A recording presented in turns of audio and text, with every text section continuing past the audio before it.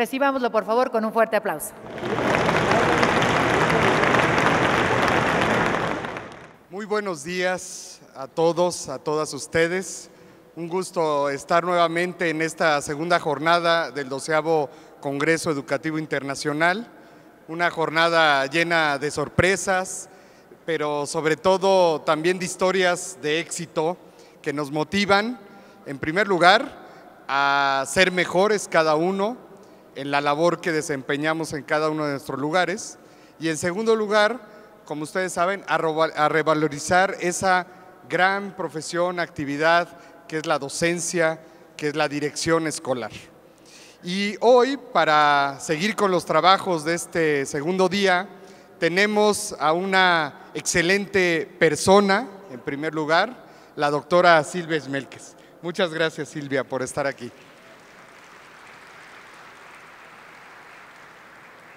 Y además de ser una gran persona, es una gran académica, gran investigadora y gran profesional del tema educativo.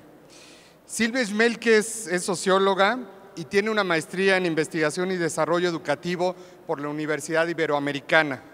Es investigadora de la educación desde el año de 1970 y ha publicado más de 150 trabajos entre libros, artículos, documentos sobre los temas de calidad en la educación, educación de adultos, formación en valores y educación intercultural. Fundó y fue coordinadora general de educación intercultural y bilingüe de la SEP a partir del año 2001 y fungió como presidente del Centro de Investigación e Innovación Educativa de la OCDE. Recibió la medalla Joan Amos Comenius, otorgada por la República Checa y la UNESCO.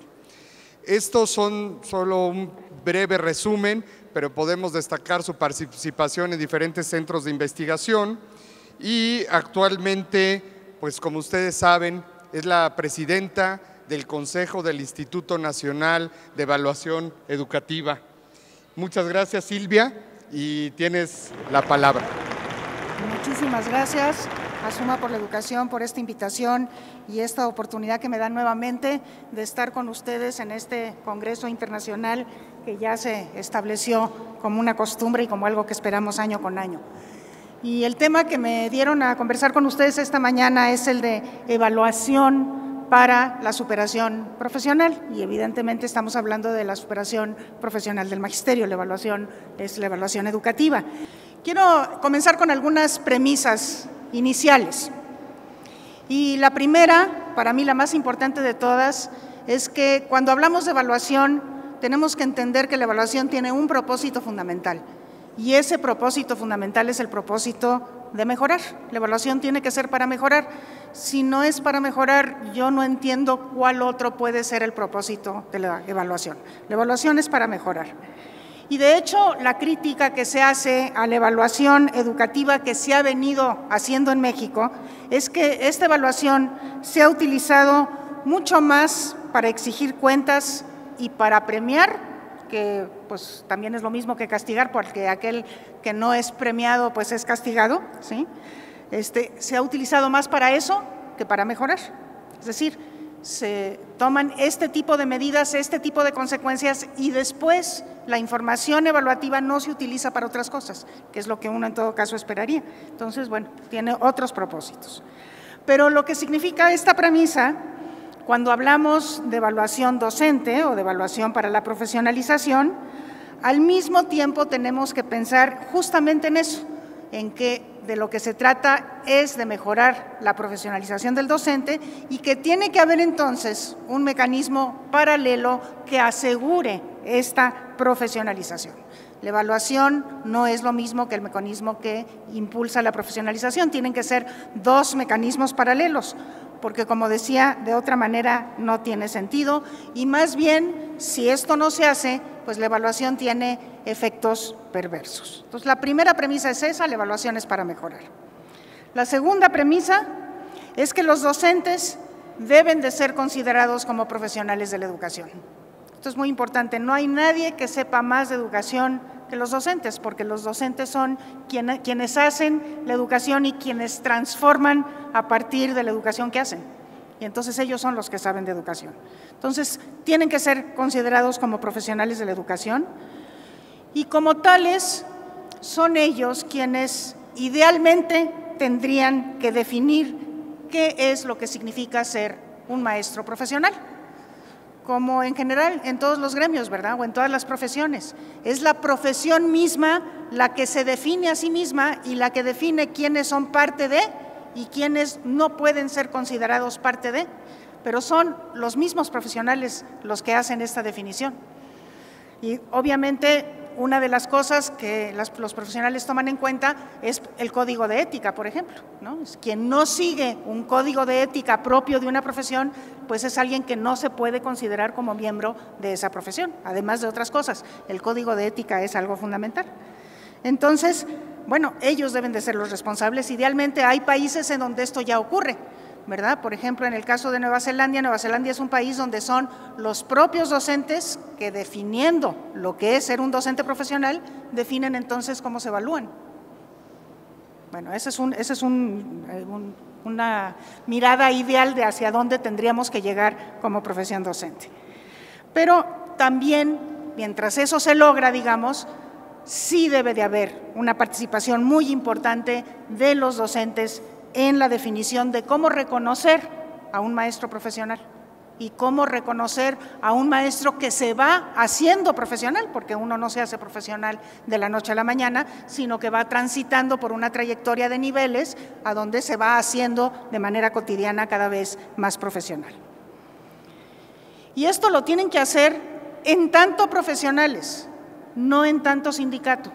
El sindicato es muy importante, el sindicato defiende los intereses del gremio, pero esta no es función del sindicato, esta es la función de la asociación profesional de los docentes que tiene que existir y que todavía en nuestro país, o las asociaciones en plural, no existen, ¿verdad? Bueno, esa es la segunda premisa, los docentes tienen que ser considerados como profesionales de la educación. Una tercera premisa es que un profesional, cualquiera, pero también los maestros como profesionales, transitan por diferentes niveles de profesionalización y van desde ser novicio, los que recién egresan de las normales o de las universidades según el caso, hasta los que ya pueden ser maestros de maestros, que sería como el último nivel, y entre ser novicio y ser maestro de maestros, pues hay una serie de pasos. Entonces, estos niveles son muy importantes irlos definiendo. Un sistema de evaluación del desempeño docente o de la profesionalización docente debe justamente definir estos niveles y favorecer el tránsito de un nivel al siguiente. Y aquí es a donde volvemos al esquema paralelo. El esquema de evaluación debe propiciar que el esquema paralelo de profesionalización esté propiciando este tránsito de un nivel al siguiente. Y este tránsito tiene que estar estrechamente ligado al quehacer del docente, es decir, a su práctica docente, porque lo que tendríamos que estar reconociendo con ese tránsito de un nivel a otro es que efectivamente el maestro esté teniendo una práctica docente mejor, que está permitiendo mejores niveles de aprendizaje entre más de sus alumnos, que eso es lo que verdaderamente importa. Entonces, idealmente, pues estos niveles tienen que reflejar eso, ¿verdad? La posibilidad de efectivamente tener mejores resultados. La cuarta premisa de partida es que evaluar al docente por sus resultados, hay que hacerlo por resultados, que evaluar al docente por resultados que no solamente dependen del docente es una evaluación que resulta injusta y contraproducente. Y este es el caso, que también es una experiencia que tenemos en México, de querer evaluar al docente por los resultados de aprendizaje en pruebas estandarizadas de los alumnos, ¿verdad? El aprendizaje de los alumnos, como se manifiesta como sea, pero también en pruebas estandarizadas, pues no depende solamente del maestro que está en turno frente al grupo, ¿verdad? Depende de muchísimas cosas. Bien sabemos que las más importantes están fuera de la escuela y tienen que ver con el contexto socioeconómico, y tienen que ver con el origen familiar, y tienen que ver con el origen cultural, eso está como muy claro, pero también tiene sus causas en la escuela misma, como escuela, comunidad completa, en el liderazgo académico de su director, y más aún tiene sus causas en otros maestros que ha tenido ese alumno en el pasado o otros maestros que tiene al mismo tiempo, como en el caso de la escuela secundaria, donde hay varios maestros que tienen al mismo tiempo. Entonces, querer juzgar al maestro solamente a partir de los resultados de aprendizaje de sus alumnos puede resultar una evaluación injusta. Y de ahí pasaremos entonces a una propuesta que voy a elaborar a lo largo de esta charla respecto de la evaluación del desempeño, y es que si hemos de evaluar el desempeño de los docentes, el énfasis tiene que estar en el mejoramiento de este desempeño.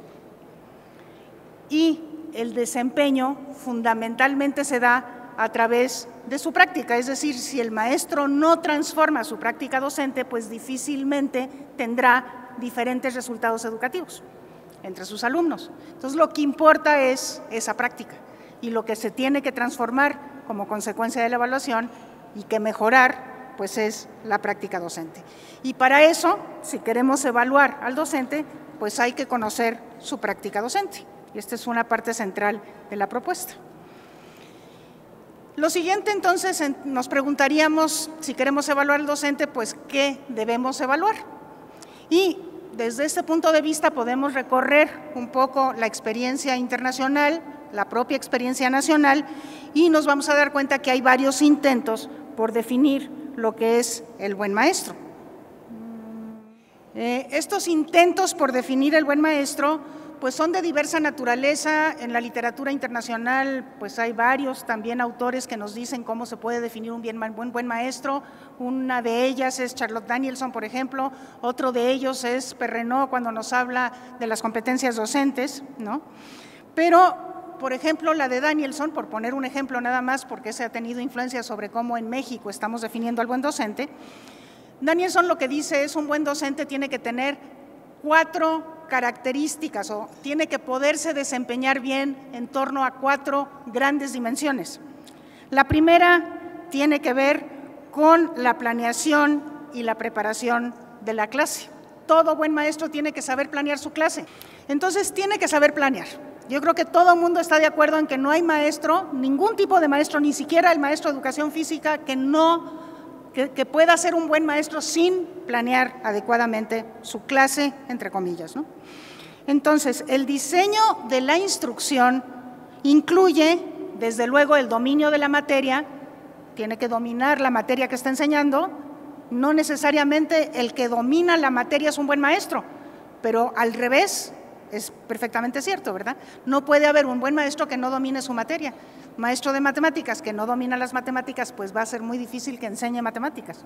Entonces, este asunto de poder planear bien la clase incluye el dominio de la materia que está enseñando y también el dominio de la pedagogía, así como de las didácticas específicas de la disciplina que se esté trabajando. Incorpora su capacidad de evaluar de manera formativa, porque al planear hay que evaluar y la evaluación, también la evaluación que se hace en aula, debe de servir para mejorar, por lo mismo tiene que retroalimentar a los alumnos. Más que de enseñar, se trata de proporcionar el arreglo de aula para que todos los alumnos aprendan y se evalúa justamente a partir de esta planeación. Entonces, aquí hay toda una enorme dimensión que tiene que ver con la planeación, que incluye los conocimientos que tiene el maestro. La segunda gran dimensión que ella define es la construcción de un adecuado clima de aula, un aula que sea cómoda, pero que además en su clima socioafectivo sea respetuosa, se asegura que vele por la buena relación entre los alumnos, no solamente por la buena relación del maestro con cada uno de ellos, sino de la relación entre ellos, que es fundamental. Un maestro que tenga altas expectativas respecto de cada uno de sus alumnos, que sea acogedor, es decir, que acoja a los alumnos en lo individual y que muestre su compromiso con sus alumnos de manera cotidiana. ¿Cómo sabemos si un maestro hace estas cosas? Pues solamente observando lo que hace en aula y entrevistando a los alumnos. No hay otra manera de saber si efectivamente es capaz de construir un clima adecuado de aula.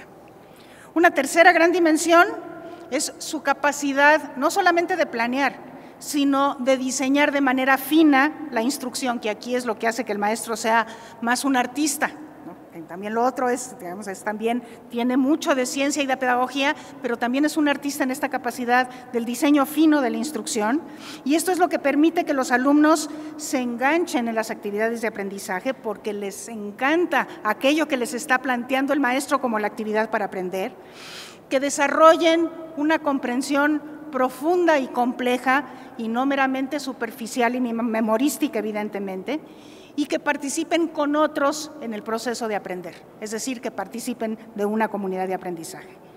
Y esto tiene que ver con la capacidad del maestro de llevar un proceso fluido, de ser flexible, de ser inclusivo, de hacer preguntas de naturaleza cuestionadora que inciten al pensamiento complejo, ¿no? Y también se evalúa pues, a través de ver lo que pasa en el aula y mediante los resultados o las evidencias de resultados de aprendizaje de los alumnos, la revisión de sus propios portafolios. Y la cuarta dimensión tiene que ver con algo que ocurre más allá del aula, pero que también es parte de lo que define a un maestro profesional, que es justamente el cumplimiento de sus responsabilidades profesionales, incluyendo las responsabilidades propiamente éticas de su profesión. Y esto porque pues, la actividad profesional o el quehacer profesional de un docente evidentemente no se termina en las cuatro paredes del aula, sino que tiene que ver con el trabajo que el docente hace para la escuela, no puede quedarse solamente en el aula, tiene que trabajar también para la escuela, en su relación con la comunidad y con las familias de sus alumnos y en su compromiso con la profesión como tal, porque también tiene responsabilidades hacia su profesión, y con él mismo en cuanto a su compromiso por seguirse desarrollando profesionalmente de manera continua y cotidiana. Los perfiles para el ingreso docente en el caso de México ya se definieron. Y estos perfiles se han definido de manera temporal o provisional exclusivamente para el ciclo escolar 2014-2015, con toda la intención de poder tener mayor tiempo para pensarlos y también de poder tener la posibilidad de articularlos con todo lo que sería el perfil de la profesión docente, desde alguien que entra a estudiar a la normal hasta quien se jubila. O sea, el perfil docente tendría que tener esta capacidad de ser perfectamente consistente y congruente, abarcando toda la trayectoria del quehacer de la vida profesional del docente y teniendo los niveles correspondientes, ¿verdad? Entonces, ahora lo que tenemos para el caso de México es la definición de los perfiles de ingreso, una definición temporal a discusión y a prueba de alguna manera, y estos perfiles están inspirados en estas dimensiones que acabo de mencionar. Son un poquito distintos, pero tienen esa inspiración. Y revisándolos muy rápidamente, aunque yo les recomiendo a todos ustedes que se metan a la página de la SEP y que los puedan leer y estudiar con detalle, porque aquí nada más voy a mencionar los perfiles, pero estos perfiles se traducen en parámetros que a su vez se traducen en indicadores que nos hablan de qué es lo que se va a evaluar, en este caso para el ingreso. Pero también esto tiene que tener una repercusión después para el desempeño. Y estas 5 dimensiones que los perfiles ahora mexicanos definen son las siguientes. El primero es un docente que conoce a sus alumnos, que sabe cómo aprenden y que sabe lo que deben aprender. Esa es la primera dimensión. La segunda, es un docente que organiza y evalúa el trabajo educativo y realiza una actividad didáctica pertinente. Planea, evalúa y diseña de manera fina la instrucción. ¿Sí? Un docente que se reconoce como profesional, un profesional que mejora continuamente para apoyar a sus alumnos en el aprendizaje. O sea, la razón de ser del mejoramiento profesional es enseñar mejor para que los alumnos aprendan más. La cuarta dimensión es un docente que asume las responsabilidades legales y éticas inherentes a su profesión para el bienestar de sus alumnos. Y la quinta dimensión es un docente que participa en el funcionamiento eficaz de la escuela y fomenta su vínculo con la comunidad para asegurar que todos los alumnos concluyan con éxito su escolaridad. Están fraseados de manera distinta, ordenados de manera distinta, inspirados en estos 4 que mencioné inicialmente. Todavía no están bien graduados en el sentido de que los niveles no están claros porque apenas se está evaluando el ingreso, el primer nivel, el nivel de novicio, pero esto es lo que se está empezando a definir para nuestro país respecto del qué evaluar en el profesionalismo docente. Nuestros perfiles todavía no lo dicen, pero es importante señalarlo. Y es que cuando evaluamos al docente, tenemos que evaluar también todas estas dimensiones en referencia a la equidad o, dicho de otra manera, a su capacidad de incluir a todos los alumnos en este proceso de aprendizaje. De forma que estos 4 o estos 5, según tomamos como referencia criterios, permitan que todos los alumnos aprendan, y aquí el énfasis está en el todos, reconociendo que cada alumno es diferente y que entonces cada quien tendrá diferentes ritmos, diferentes intereses, diferentes aspiraciones, incluso a lo mejor diferentes logros en diferentes aspectos, porque nuestros alumnos son distintos. En el caso de México, por ejemplo, las diferencias culturales y lingüísticas pues cobran especial importancia y ahí tendríamos que estar hablando de objetivos de logro específicos para estos grupos indígenas. Esto es una cosa que tendríamos que adicionar a los perfiles tal y como están definidos hasta ahora. Y lo otro que hay que decir, aunque está incluido en este asunto de la responsabilidad legal, pero no está por demás decirlo de nuevo, ¿verdad?, es que estos perfiles o lo que se debe de evaluar no puede suponer que lo básico está dado. ¿Y qué cosa es lo básico? Pues lo básico es que los maestros asistan de manera asidua, de manera responsable, que los maestros sean puntuales y que le dediquen el tiempo que está destinado a la enseñanza efectivamente a enseñar para poder dar lugar al aprendizaje. Para complejizar más este asunto del qué evaluar, lo que tendríamos que decir es que la evaluación se hace en contexto. No se puede hacer desprendida del contexto. No podemos evaluar pensando en evaluaciones que califiquen de forma absoluta y que no tomen en cuenta las condiciones específicas del contexto en donde se está realizando el proceso de enseñanza. Y entonces aquí lo que tendríamos que decir es que una evaluación del desempeño docente tiene que incluir necesariamente la evaluación de sus condiciones de trabajo. En el caso de México esto es muy importante porque las condiciones de trabajo, dentro de las cuales trabajan los docentes mexicanos, son terriblemente heterogéneas, desde lugares en donde tenemos todas las facilidades, inclusive las tecnológicas para aprender, hasta sitios en donde ni siquiera las aulas están garantizadas, donde todavía las escuelas son de palitos, donde cuando llueve todo se moja, cuando sopla el viento todo se vuela y donde definitivamente no hay condiciones ni para la enseñanza, consecuentemente tampoco para el aprendizaje que se desea. Entonces tenemos que evaluar las condiciones y también otra vez se evalúa para mejorar. Si evaluamos las condiciones es para que esas condiciones se mejoren. Eso es lo que uno espera de esta evaluación. Entonces, de la evaluación de las condiciones, pues tienen que emerger una serie de recomendaciones a las autoridades educativas para que esas condiciones se mejoren, porque si no, ¿cómo podemos esperar que se mejore el rendimiento de los maestros? Pero también no solamente las condiciones de trabajo, sino los contextos. Otra vez haciendo referencia a la enorme diversidad de este país, a la gran heterogeneidad, que por cierto es nuestra riqueza, pero sabiendo que los contextos ni son iguales, ni son homogéneos y muchas veces pues hay una enorme injusticia en lo que se vive en algunos de los contextos en donde tiene lugar el hecho educativo.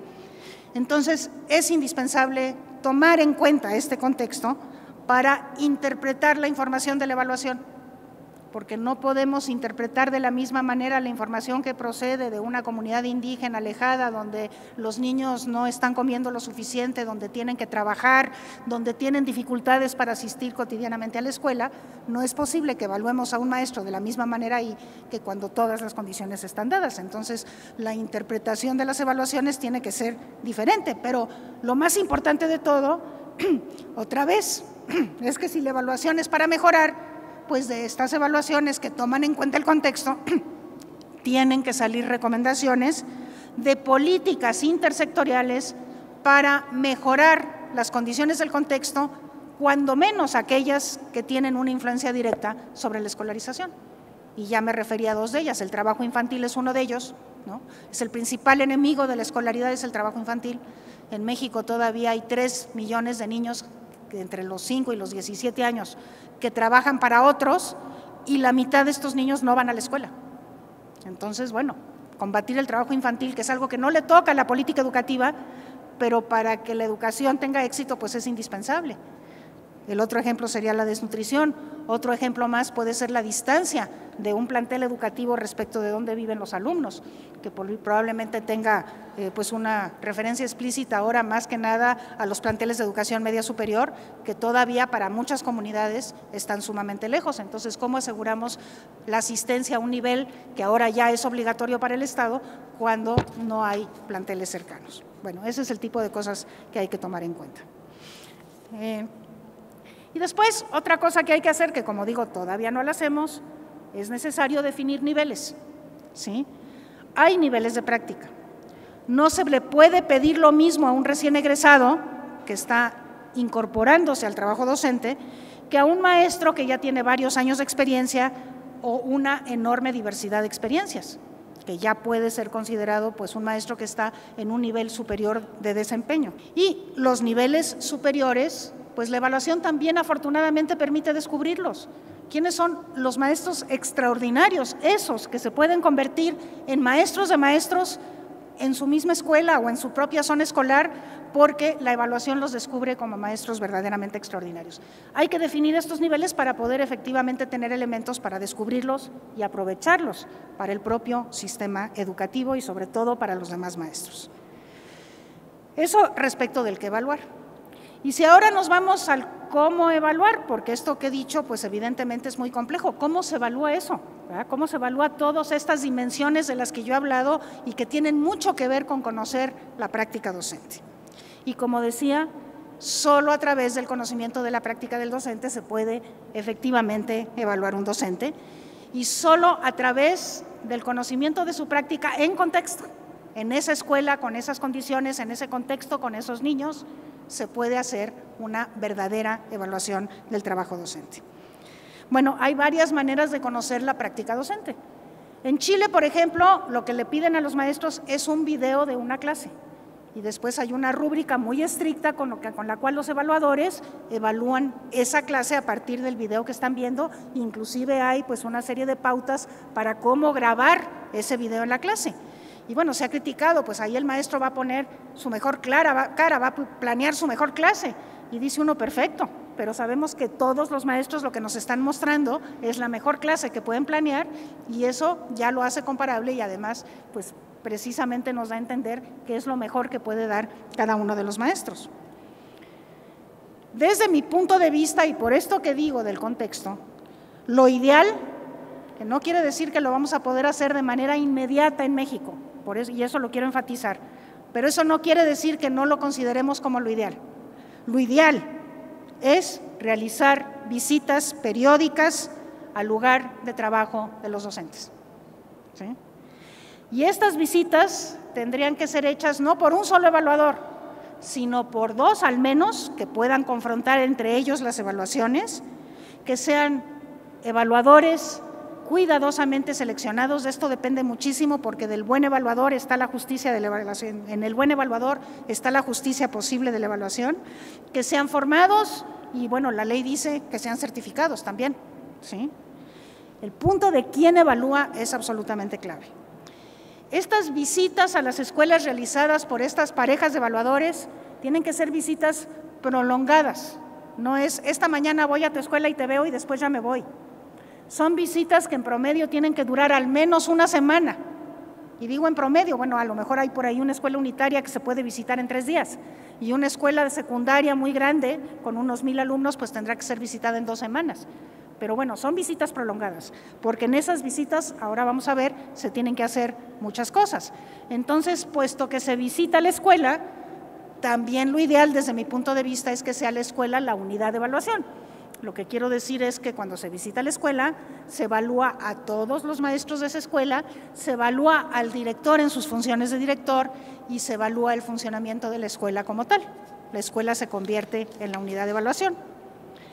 Y bueno, ¿cómo evaluar? Pues en estas visitas a las escuelas, e insisto que estoy hablando de lo ideal, probablemente eso no se puede hacer desde el primer año que hay evaluación docente por razones de la manera como está hecha la ley, pero a partir del 2016, ojalá este pueda ser el modelo que se pueda seguir, porque lo ideal es que cuando estos evaluadores visiten las escuelas, pues lleven consigo no una prueba o un instrumento, sino una batería de instrumentos que incluyan, por ejemplo, sí, pruebas de conocimiento, porque tenemos que saber que el maestro domine su materia, que sepa de pedagogía y que si tiene una disciplina específica, que sepa de la didáctica de esa disciplina, ¿sí?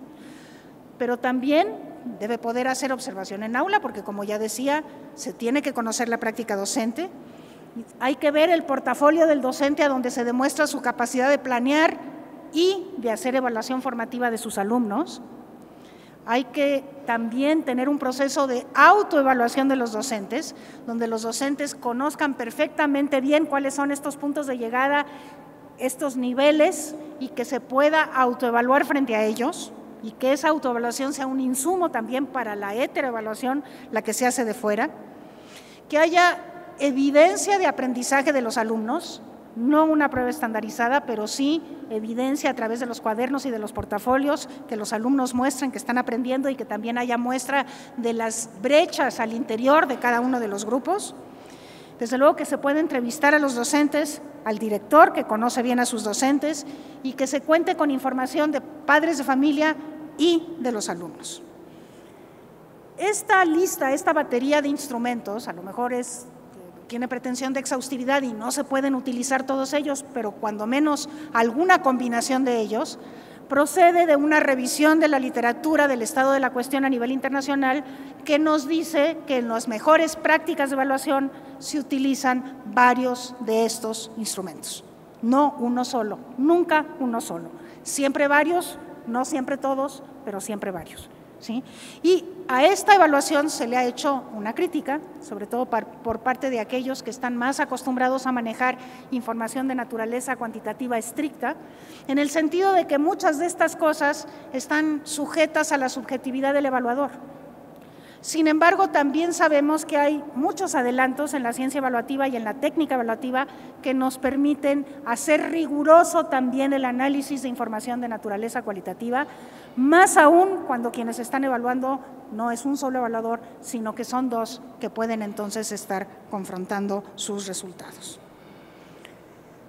¿Cómo evaluar? Y aquí lo que nos dice la Ley General del Servicio Profesional Docente, ¿sí?, es que hay que evaluar a los maestros cuando ingresan a la profesión, es decir, a través de un concurso. Ahora todavía no se dice nada acerca del ingreso a la normal, ahí existe también un concurso ahorita a la fecha, eso no se ha modificado, ¿no? Pero ahora sí hay un concurso, el día 12 de julio para el caso de educación básica y el 19 de julio para el caso de educación media superior.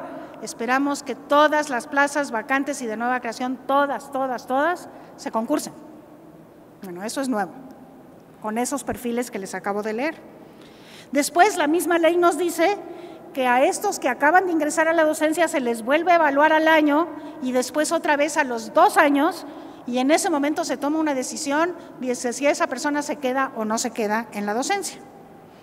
Desde luego que entre la evaluación de ingreso y este final de los 2 años hay un proceso de acompañamiento de los maestros novicios a través de tutores. Y eso sería un poco esta idea de que el sistema paralelo que asegura la profesionalización está de alguna manera en marcha.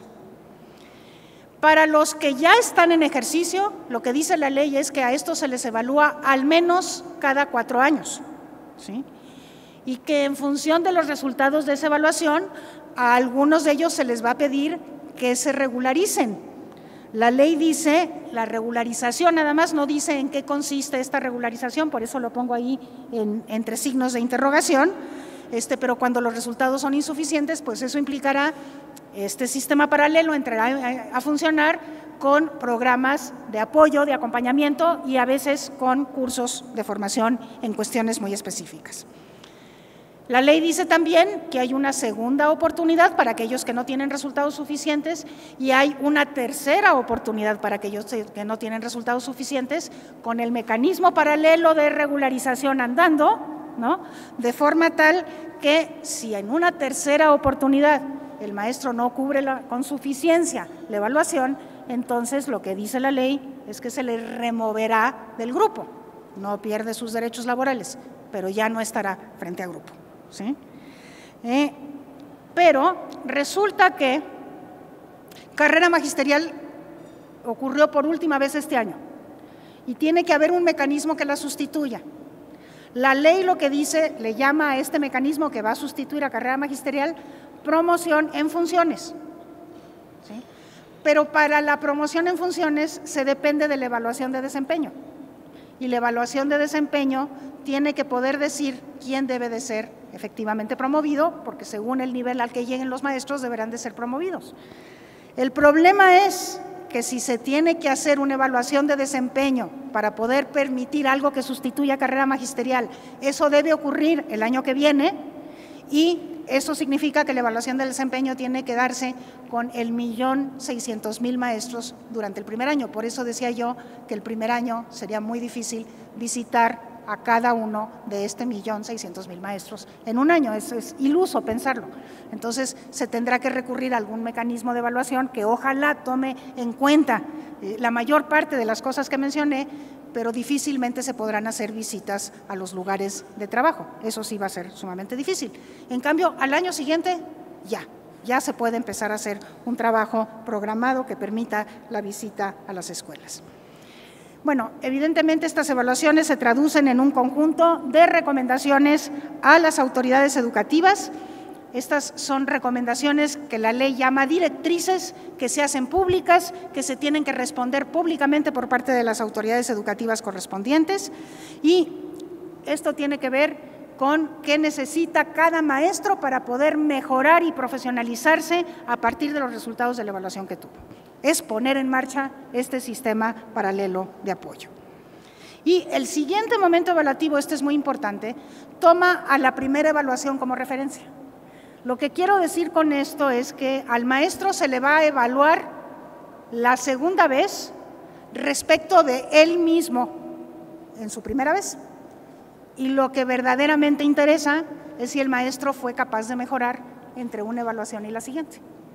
Y yo lo que digo es, cuando a un maestro se le evalúa en un determinado lugar, se le dan los apoyos necesarios para que pueda mejorar las deficiencias que la evaluación descubre y se le vuelva a evaluar, me parece sumamente difícil. Yo conozco mucho a los maestros mexicanos porque he trabajado con ellos a lo largo de muchísimos años, que los maestros no mejoren. Es prácticamente imposible. Y bueno, lo que importa es que alcancen los niveles de suficiencia. La primera evaluación es de ubicación, no tiene absolutamente ningún tipo de consecuencias, y la segunda evaluación lo que mide es la capacidad de mejorar. También la tercera, pero la tercera ya se va a preocupar porque se hayan alcanzado niveles de suficiencia. Lo importante es que entre evaluación y evaluación efectivamente esté ocurriendo esto que al INE le corresponderá recomendar, que es el apoyo, el acompañamiento y la formación que hay que ofrecerle a los maestros para que crezcan en su profesionalización. Quiero decir que la evaluación requiere de mediaciones. Durante mucho tiempo se pensó o se pareció pensar que la evaluación por sí sola mejoraba la calidad de la educación. Y esto no es así. La evaluación lo que hace es nos dimensiona los problemas, nos descubre las brechas, nos indica a través de la investigación evaluativa cuáles son las causas y nos permite entonces hacer una serie de cosas para atender esas causas y entonces sí producir la mejora. Entonces, es muy importante saber que la evaluación por sí sola no mejora, que si no hay mediaciones será una mentira decir que estamos mejorando la calidad de la educación. Y entonces, estas son políticas educativas que implican mejoramiento de las condiciones de trabajo, cambio en las maneras de financiar la educación, sobre todo en las maneras de distribuir el financiamiento educativo y, desde luego, políticas de profesionalización docente sumamente claras. Desde este punto de vista, yo quisiera someter nada más a su consideración si no pudiéramos considerar, si todo lo que he dicho antes es cierto y si ustedes están de acuerdo con esto que yo he dicho antes, si no pudiéramos considerar que la evaluación, pues hay que considerarla prácticamente como un derecho, porque no hay otra cosa mejor que nos vaya a ayudar a crecer como profesionales que la propia evaluación. Y entonces, más bien, lo que tendríamos en lugar de estar rechazando la evaluación, pues es exigiendo que pueda haber una evaluación con estas características, una evaluación formativa, una evaluación que provoque mediaciones, porque eso es lo que nos va a permitir crecer como profesionales y tener mejores resultados educativos. Entonces, lo someto nada más a su consideración. Pero obviamente el mayor desafío pues es efectivamente poder demostrar que evaluar sirve para mejorar. Así empecé esta charla y ahora lo repito, si no es para mejorar la evaluación, no tiene sentido. Pero ¿cuál es el desafío ahora de la reforma educativa? Pues el desafío es demostrar que efectivamente es así, que la evaluación sí sirve para mejorar y para eso sirve, no para otras cosas. Y eso es lo más importante. ¿Y sirve para mejorar qué? Bueno, sirve para mejorar al docente, que es el tema de nuestra conversación, y fundamentalmente su profesionalización a través del mejoramiento de su práctica docente, de su capacidad de incluir y de su capacidad de mostrar mejores resultados educativos entre sus alumnos. Pero acuérdense ustedes que no solamente se evalúa al docente, porque se está perfectamente consciente que el docente es una pieza absolutamente clave y fundamental en el proceso educativo, pero no es el único componente del sistema educativo. Y por eso también se evalúa a los alumnos, a los directores, a la escuela como institución y a los programas y las políticas educativas. Entonces, del director nos va a interesar de manera muy importante conocer si tiene capacidad de liderazgo y de formar equipo, si puede y de hecho demuestra que su preocupación es la enseñanza y entonces la cuida y pretende mejorarla de manera continua y que tiene una capacidad de vincularse con la comunidad a la que sirve para poder propiciar una sinergia provechosa para el aprendizaje de los alumnos. También se evalúa al alumno, fundamentalmente en su capacidad de crecer en autonomía y en autoestima, porque las dos son la plataforma para poder aprender, pero desde luego evaluar sus habilidades, las básicas y las superiores, sus valores, sobre todo respecto de los otros, respecto de los demás, su preocupación por la justicia, su respeto, su capacidad de respetar al otro diferente y su capacidad y su gusto por aprender. Más que evaluar conocimientos, lo que hay que evaluar es si los alumnos son capaces de adquirir esos conocimientos por cuenta propia, la capacidad de aprender. Desde luego que también hay que evaluar la escuela, su capacidad de diagnosticar su realidad y de contextualizarse en el lugar en donde está trabajando, su capacidad de planear, de monitorear aquello que se compromete a hacer para mejorar, de evaluar si está teniendo o no los resultados deseados y de iniciar nuevamente un ciclo de mejora. Y en relación con la política educativa, pues hay que evaluar el sistema educativo en su capacidad de tener una política y programas específicos capaces de mejorar el acceso y la permanencia de los alumnos dentro del sistema, la calidad, como nos dice la Constitución, y la equidad, es decir, que los resultados sean resultados de calidad para todos nuestros alumnos. Y esto en síntesis lo que significa es que lo que queremos es evaluar docentes, alumnos, escuelas, sistema educativo, a fin de poder constatar si vamos avanzando en hacer vigente el derecho a la educación, el derecho que tienen todos y todas a una educación, como ahora dice la Constitución, de calidad. Para lo cual, la educación, y aquí tomando las 4 A's de Katerina Tomaszewski, la educación tiene que estar disponible, o sea, el acceso tendría que estar asegurado porque hay una escuela ahí y porque hay un maestro disponible de manera cotidiana, pero además tiene que ser accesible, es decir, no puede haber barreras a ese acceso. Si la escuela puede estar, pero la escuela no puede tener barreras, por ejemplo, de naturaleza económica para que se acceda. Tiene que ser adaptable a esta enorme diversidad de realidades que tenemos en nuestro país y a los diferentes individuos que están en nuestra escuela, que sabemos que son diversos, y para los alumnos, y esto es lo importante, tiene que ser aceptable, tiene que ser una educación que tenga significado y la escuela tiene que ser un lugar en donde el alumno se sienta a gusto, se sienta respetado, se sienta seguro y sepa que está aprendiendo. Y con eso termino y les agradezco muchísimo su atención. Muchas gracias. Bueno, pues ahora el reto que sigue no solo lo tiene Silvia, sino yo, porque conté las preguntas que nos hicieron llegar y sumaron 65 preguntas, ¿verdad? Entonces, como ustedes saben, bueno, es imposible en el tiempo que tenemos responderla todo, pero yo les quiero hacer aquí el compromiso, en primer lugar, de Suma por la Educación, de consolidar estas preguntas, hacérselas llegar por correo a Silvia, y las que no alcancemos a contestar ahorita, no alcanza a contestar Silvia, pues ella y su equipo lo puedan hacer. Las agrupé en algunas, tratando de por la naturaleza de la pregunta, para que Silvia pueda contestarlas. Miren, bueno, en primer lugar hay las de felicitación, que esas yo te las entrego para que tu ego personal y son muy bonitas, gracias a la gente que contestó y que le da calificativos como profesional y como persona, ¿no? Ese es un grupo. El otro grupo, Silvia, es dudas que tienen sobre todo de la capacidad que los maestros o que el INE tiene en las aulas, que cuentan con muchos maestros. Las voy a leer rápido. Muchos alumnos, perdón. Dice, ¿cómo hacer para poder llevar a cabo mi planeación si tengo grupos de 45 a 65 alumnos y cuento con 50 minutos de clase para poder aplicar todos los criterios de evaluación? ¿Cómo lidiar con el proceso de evaluación y la alta carga burocrática? ¿Cómo un docente puede conocer a sus alumnos si cada semestre tiene entre 400 a 450 alumnos en grupos de 50?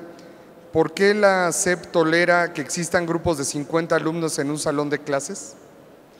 Sí, bueno, precisamente cuando yo me refería a las condiciones de trabajo, me refería no solamente a las cuestiones infraestructurales que ejemplifiqué, sino a este otro tipo de condiciones, ¿no? Y me parece como muy evidente que no es lo mismo tener un grupo de 65 alumnos que tener un grupo de 12 o de 20 o de 25. No es lo mismo, y entonces cuando se hace la evaluación de desempeño, pues esto se tiene que tomar en cuenta. Y de ahí tienen que emerger recomendaciones que puedan permitir modificar esas condiciones de trabajo. La ley establece muy claramente que el INE tiene la posibilidad de hacer lineamientos sobre qué evaluar y cómo evaluar, que son vinculantes, o sea, las autoridades educativas las tienen que seguir de manera obligatoria. Y de las directrices no dice eso. Y evidentemente que no lo puede decir porque, por ejemplo, este asunto de mejorar esas condiciones, de no permitir que un grupo sea mayor de 30 alumnos, por ejemplo, que sería una consecuencia natural de este tipo de cuestiones, pues eso tiene costos, ¿no? Y bueno, el INE no es la Secretaría de Hacienda. Entonces, no obstante eso, estas recomendaciones se tienen que hacer públicas, se tienen que responder públicamente, y sí, la esperanza es que la sociedad vaya teniendo expectativas muchísimo mayores acerca del tipo de decisiones de política educativa que se vayan tomando con el tiempo, justamente en el sentido de mejorar estas condiciones de trabajo. También yo diría aquí, porque no es eso únicamente lo que se tiene que decir, lo que nos dice la investigación educativa es que los grupos, entre más pequeña la edad, tienen que ser más pequeños. Entonces, en el caso de preescolar, pues sí es muy importante que el grupo no sea más grande de 25 alumnos. Pero también dicen que conforme los alumnos van creciendo, van teniendo la posibilidad de aprender de maneras diversificadas en grupos grandes. Entonces, quizás una de las cosas que descubra la evaluación es que estas técnicas, digamos, de arreglos de aula diferenciados y diversos para poder hacer trabajar grupalmente a los alumnos de manera también diversa, lo que no exige necesariamente la atención continua del maestro, pues a lo mejor el maestro no las conoce. Entonces, parte también de los procesos de acompañamiento, apoyo y formación, pues tendrán que ir a que el maestro domine técnicas que permitan trabajar también con grupos muy grandes. También hay un umbral, a partir de cierto umbral ya no es posible trabajar, ¿verdad? O sea, con 100 niños es imposible. Entonces, bueno, estas son las cosas que la evaluación tendrá que ir descubriendo. Gracias. Otro grupo de preguntas va en relación a los evaluadores, dice así. Los evaluadores que lleguen a la escuela también llevarán instrumentos para evaluar las condiciones socioeconómicas, políticas, la realidad de la escuela y sociales de alumnos y padres de familia. El INE tiene esa capacidad de evaluadores certificados para 1.600.000 docentes o requerirá apoyos. ¿Cuáles son los procedimientos para seleccionar a los evaluadores del servicio profesional docente? Sí, bueno, definitivamente a la respuesta a la primera pregunta, sí, es importantísimo contextualizar lo que se está evaluando, absolutamente fundamental, y desde luego que la evaluación tiene que incluir instrumentos para poder tener información sobre el contexto y para poder tener información sobre las condiciones de trabajo. Incluso en este primer año en el que yo digo que no se podrán hacer visitas, la evaluación tendrá que recoger información directa del docente y a partir de fuentes secundarias sobre estas dos cosas para poder contextualizar lo que el maestro está diciendo.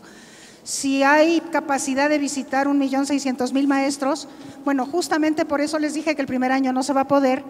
El segundo año no se visitará a todos los maestros, sino solamente a aquellos maestros que salieron con niveles de muy insuficientes en esa primera evaluación. No será todos y habrá que seleccionar, formar y certificar a los evaluadores para esos maestros. Como las evaluaciones, la ley dice que las evaluaciones serán mínimo cada 4 años, pues entonces sí podemos suponer que se pueden ir visitando una cuarta parte de los maestros, porque son las escuelas las que se visitan, de manera que no sean todas cada año, sino una cuarta parte de ellas. Y bueno, hay que hacer todo un proceso de selección, de formación y de certificación de los evaluadores en este proceso. Eso es evidente, ya estamos empezando, estamos por emitir los primeros lineamientos para la selección de evaluadores y estamos ya diseñando criterios para acreditar instituciones de educación superior que formen a los evaluadores a través de un mecanismo de diplomados articulados, de manera que se puedan convertir en posgrados en especialidades o maestrías, pero los diplomados irán respondiendo a las exigencias de la evaluación del momento de evaluación que se esté viviendo. Así es. En nivel medio superior va a haber concurso para otorgar plazas. ¿Qué pasará con los docentes en servicio sin plaza? Esa es una. Y la otra, en la batería de instrumentos no veo encuestas de alumnos. ¿Qué tan útil es la encuesta en la que un alumno evalúa el desempeño de sus docentes? ¿No debería haber una tendencia hacia la evaluación de 360 grados? Sí, bueno, respecto de lo primero, sí, en educación media superior también se van a concursar todas las plazas y quienes están ahora en servicio sin plaza, pues concursarán por una plaza. De eso se trata. La verdad es que la pretensión es que efectivamente se concursen todas las plazas. Y respecto de la evaluación de 360 grados, sí. De hecho, no, si mencioné yo encuestas alumnos, no, fue un error, creo que no decía eso la lámina. Decía encuestas a padres de familia, eso creo que sí se tiene que poder manejar a través de encuestas.